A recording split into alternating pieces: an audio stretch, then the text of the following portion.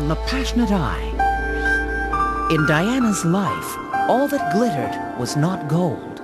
I, Diana Frances, I, Diana Frances, take thee, Charles Philip Arthur, take thee, Philip Charles Arthur George, to my wedded husband.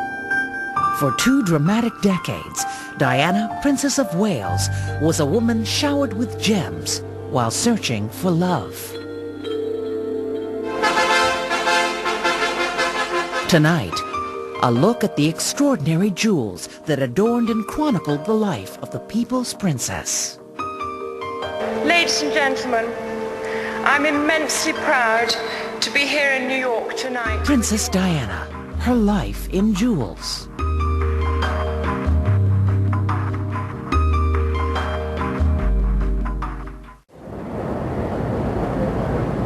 Florence, the jewel of the Italian Renaissance. Charles and Diana made an official visit during a tour of Italy in 1985. The princess was wearing a sparkling blue dress.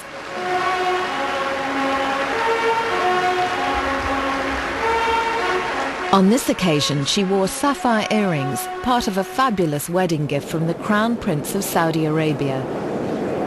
In this visit to Venice during the same tour, Diana wore more sapphire earrings, created from her Saudi jewels. She thanked her Italian hosts in their own language. Mio marito ed io siamo molto felici di essere qui. Work that out. Salute. Now could you translate? My husband and I are very happy to be here. Despite the smiles, Diana was ill at ease playing the dutiful wife. She was concealing an eating disorder and problems with her marriage.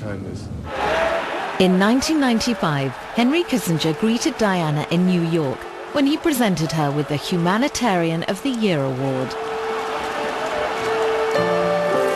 For this prestigious event, she chose the Emir of Qatar's pearl and diamond earrings, worn with a daringly low-cut gown. She knew how to command the attention of everyone in the room.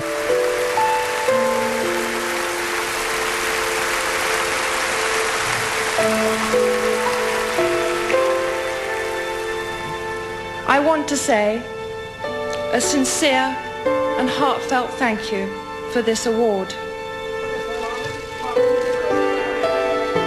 Aged 19, Diana, then a kindergarten assistant, still wore her 16th birthday present from her family. For her engagement ring, a selection of gems was taken to Buckingham Palace by the Crown Jewellers. Diana chose a large oval sapphire, her favourite gemstone, surrounded by diamonds. It cost £28,500. She chose a very traditional, very grand, very large and very beautiful, but it was a very traditional engagement ring, the dark sapphire that was bordered with a frame of diamonds. But this suited Diana's stature. Also, you have to remember that she was the leader of the Sloane Rangers at the time, of this style tribe that she came to represent. And the engagement ring was the epitome of a Sloane piece of jewellery, and she wore it fantastically well. The ring had been made by Garrard's, the Crown Jewellers. The showroom had a distinguished clientele. In the workroom, skilled craftsmen mount valuable precious stones in elaborate settings, like Diana's engagement ring. But Prince Charles was furious that the cost of her ring was made public after being featured on the pages of Garrard's Christmas catalogue. You know, it's always been a mystery to me why Charles, who after all dithered for a little time before he asked Diana to marry him, hadn't sort of got in place a ring that he slipped on her finger, as men are supposed to say, "Will you marry me?" Instead, he had the man from Garrard, the Crown Jeweller, bring down a tray of jewels to Windsor so that Diana could choose. So as a result, this ring that she chose, which was so beautiful, had already been photographed for the Garrard Christmas catalogue. Diana borrowed a silver necklace and earrings for her first event as Charles's fiancée, a musical evening at the Goldsmiths Hall, but her dress was cut too low and revealed too much cleavage. Princess Grace of Monaco was more suitably attired. Carolyn Pride, one of Diana's flatmates from her single days, helped her deal with press attention. She talked about how Diana coped with public scrutiny. I'm surprised, again, and admire her for the fact that she has not slipped down all the little troughs that have been put in front of her. She has navigated very, very carefully and very successfully, and I really admire her for that. And that's insight. That's nothing to do with... It's nothing to do with a sort of textbook job. It really is her self-awareness and her intuition. And a very clever girl. Very astute lady. I think a lot of people would like to earmark her as a big dumb cluck, but she's not. Lady Diana Spencer had come from an aristocratic family with its own stately home, Althorp in Northamptonshire. She had moved here with her sister's brother and divorced father in 1975. Diana was proud of her family history, captured in the ancestral portraits at Althorp. In 1977, she showed off the picture gallery to Prince Charles, who was visiting the house. On their engagement day, Charles recalled what a very jolly, amusing and attractive 16-year-old she was. Great fun, bouncy and full of life. Diana's father, Earl Spencer, was a former equerry to the Queen and had close connections to the royal family. Queen Mary was one of my godmothers.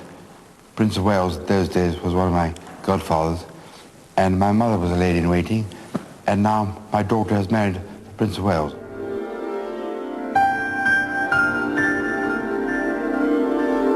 In St Paul's Cathedral, her mother Frances, wearing a pearl choker, almost a family trademark. Diana's grandmother, Lady Fermoy, was wearing her choker. So too was Diana's eldest sister, Sarah, and her other sister, Jane, was wearing hers. The bride wore the Spencer family tiara and her mother's earrings. Diana had, during the ceremony, been wearing the Spencer family tiara, which is a wonderful piece. And, you know, I think in those circles it would be normal for a great aristocratic family to marry their daughter wearing this tiara, which was part of their heirloom. I, Diana Frances. I, Diana Frances. Take thee, Charles Philip Arthur George. Take thee, Philip Charles Arthur George. To my wedded husband.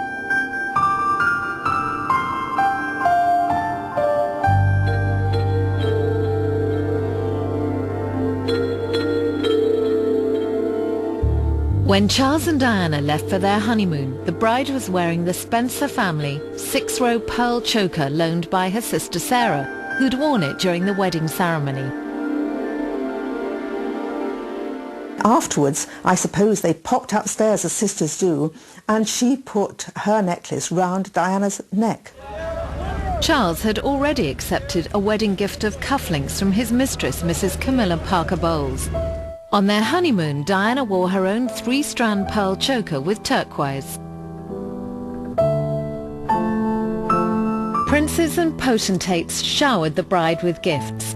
The most expensive was this wonderful suite of Burmese sapphires from the Crown Prince of Saudi Arabia. The suite included earrings, bracelet, watch, ring and a large pendant. Diana had the set altered to make a necklace, a choker on a velvet band, interchangeable sets of earrings and a headband.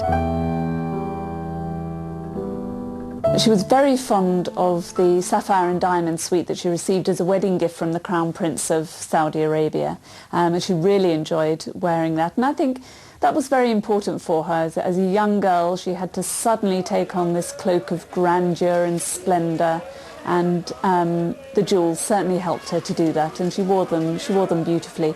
And she also brought something light and fresh and young to fine jewellery, which we haven't seen in England for a very long time. In 1996, Diana wore this 11-string pearl choker with the Saudi earrings. Dressed by Versace, she was a confident woman during a visit to the United States for a charity event. The Saudi jewels were among Diana's favourites. On this occasion in Washington, she's wearing the diamond and sapphire Saudi watch.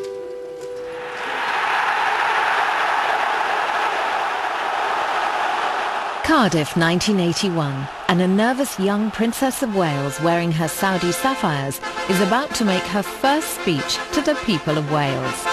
It's a great pleasure for me to come to Wales and to its capital, Cardiff. I look forward to returning many times in the future. And also I'd like to just add how proud I am to be Princess of such a wonderful place, and the Welsh people who are very special to me. Thank you.